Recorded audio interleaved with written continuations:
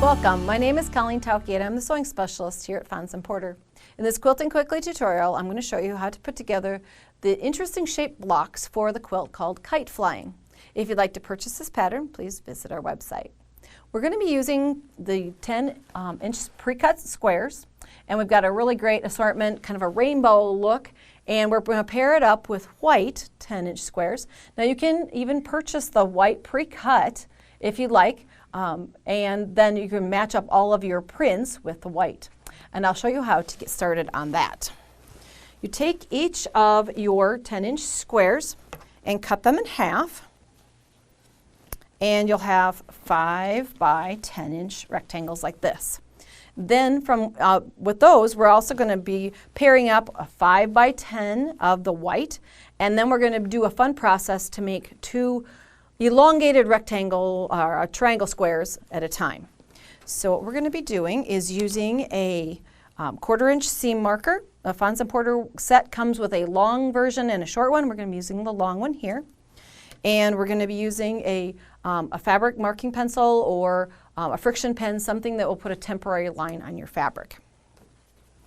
I've got a couple that have lines drawn on them already. I'll bring those out. And we need to note that there's different directions for marking. First, we'll just work with the white pieces.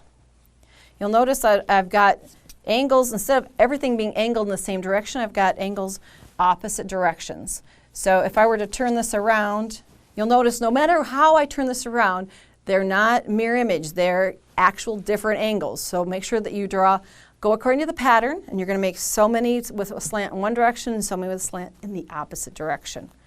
We're going to be using that 1/4-inch seam marker that we have, and we're going to be putting so that there is a dividing line on this tool, and it's going to be placed from corner to corner, though it runs off the edge in a different kind of an angle than we're used to using it.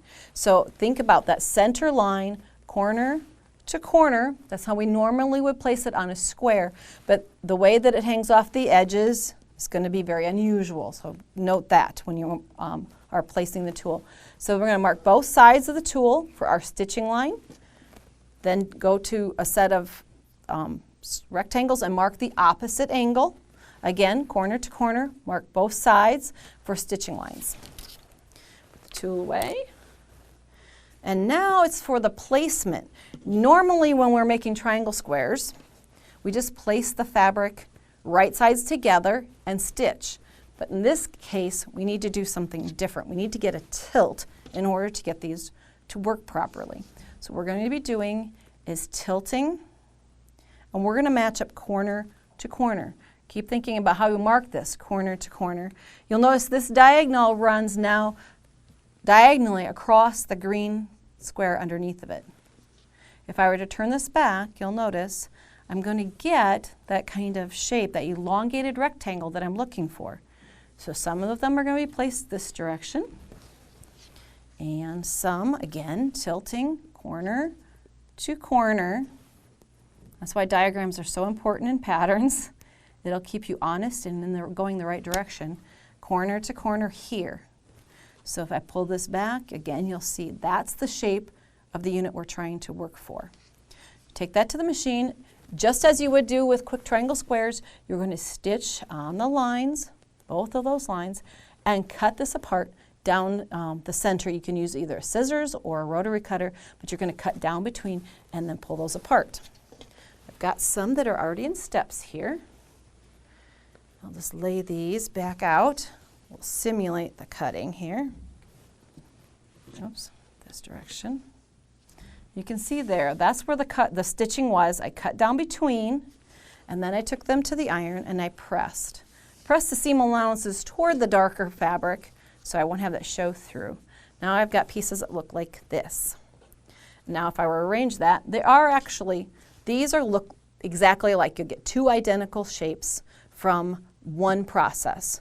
So there's that angle. Remember the other one, we tilted in the other direction. Just to reiterate that, because it's a little bit different than we're used to doing. Kind of get our brain wrapped around it. Same here, we stitched on those lines, cut down between, and press the seam allowances toward the darker fabric. And you'll notice that these come out the same. But no matter how I twist and turn these, they're not going to be the same angle as this. And you do need that in the quilt, so we need to have both those angles. Now you'll see there's some lines drawn on these because these are not the right shape yet. They need to be a little bit smaller, and you'll see they're kind of messy on the ends. If you want we want to have our seam allowances come out right so you get those perfect intersections, and this is how we do it. Take a ruler. We need to make a 4.5 by 8.5 block. So we're going to come in here and find my rotary cutter, my glove, quick. Put the ruler on our rectangle that we created, and it should come out to about 4.5. It should be right, I'd say right on the money for 4.5. But what we need to do is take the center out of that, the kind of the sweet spot out of the middle. And what we need to do is look down the side here. We need a 1/4 inch seam allowance. And then where that 1/4 inch line on your ruler meets the diagonal of this elongated rectangle, that's where we need it to intersect. And if that's in the right place, then when we come over here to the 8.5 line, come in a 1/4 inch where your seam allowance will be. That dot of the 1/4 inch seams where they come together should be right over the top of the diagonal. So I'll cut one. And this really just takes that first time to look at it and go, oh, I get it. So even when we turn it, again, we have the 4.5 already this way. We're not trimming much there. We need this 8.5 line here. So I'm lining it up on the 8.5. I'm going to come over here and double check. I've got a 1/4 inch seam here, a 1/4 inch seam here, and that dot falls right on the diagonal. So that means my seam allowance will intersect right where the print and the white come together and make perfect intersections. And I have the 8.5 by 4.5 rectangle ready to go. And do that through all your blocks. When you're finished, because you have blocks that angle in different directions, you need to use a diagram or come up with your own pattern if you decide, but follow to get the right angle throughout your quilt, and you've created kite flying. Thanks for joining me today. If you'd like to see more of our Quilting Quickly tutorials, please visit our website. Thanks for joining me.